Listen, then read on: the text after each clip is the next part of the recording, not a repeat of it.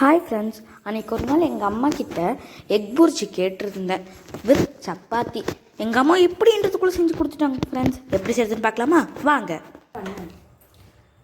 முட்டை புர்ஜி பண்ண ஃபஸ்ட்டு அதுக்கு தாளிக்கலாம். அதுக்கு நான் எண்ணெய் ஒரு 5 ஸ்பூன் எண்ணெய் சூடு ஏறினோடனே சோம்பு 1/2 ஸ்பூனு, ஸ்டார் கிராம்பு ஒரு 2 பீஸு, 3 கிராம்பு, பட்டை, கருப்பு கடல் பாசி இதை நம்ம போட்டுடலாம். ஒரு பச்சை மிளகா நீட்டாக போட்டிருக்கேன், கறிவேப்பிலை, வெங்காயம் 1.5 வெங்காயம், பெரிய வெங்காயத்தில்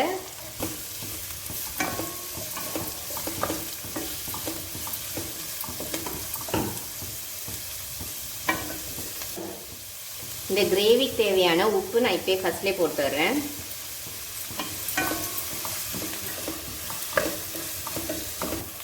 ஒரு 1/2 ஸ்பூன் இஞ்சி பூண்டு பேஸ்ட்டு அதை போட்டுக்கலாம்.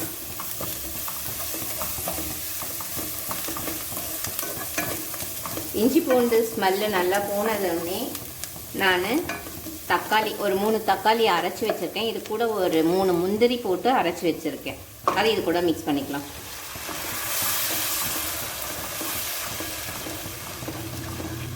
தக்காளி இந்த அளவுக்கு கொஞ்சம் நல்லா கொதிச்சு வர டைமில் இல்லை நம்ம மிளகாய் பொடி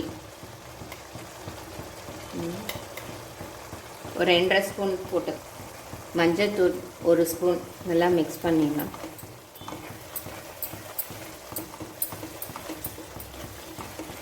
பெப்பர் ஒரு 3/4 ஸ்பூன் நல்லா போட்டுக்கலாம்.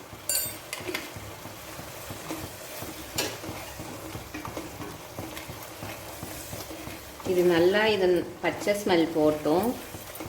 அது கொஞ்சம் தண்ணி ஊற்றி ஒரு 1/2 கிளாஸ் தண்ணி ஊற்றி கொதிக்க வச்சிடலாம். ஒரு 5 மினிட்ஸ் நல்லா கொதிக்கிட்டோம்.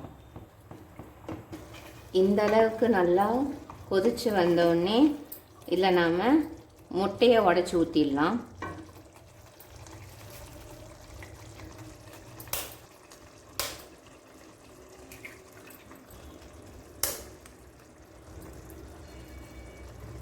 நான் 5 முட்டை போட்டிருக்கேன். இது கொஞ்சம் நேரம் ஆகட்டும், 2 மினிட்ஸ் அப்படியே விட்டுடலாம். இதே மாதிரி கொஞ்சம் நேரம் விட்டு நீங்கள் மிக்ஸ் பண்ணிங்கன்னா முட்டை புர்ஜி ரெடி ஆகிடும்.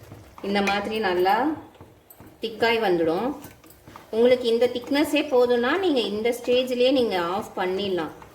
ஆனால் எனக்கு இன்னும் கொஞ்சம் கிரேவியாக வேணும். ஸோ அதனால் நான் ஒரு 1/2 கிளாஸ் தண்ணி மட்டும் போட்டு மிக்ஸ் பண்ணிக்கிறேன். சும்மா ஒரு 2 மினிட்ஸ் கொதிக்கட்டும், அவ்வளோதான். லாஸ்ட்டாக நம்ம கொத்தமல்லி தழை தூவிட்டு இறக்கிடலாம்.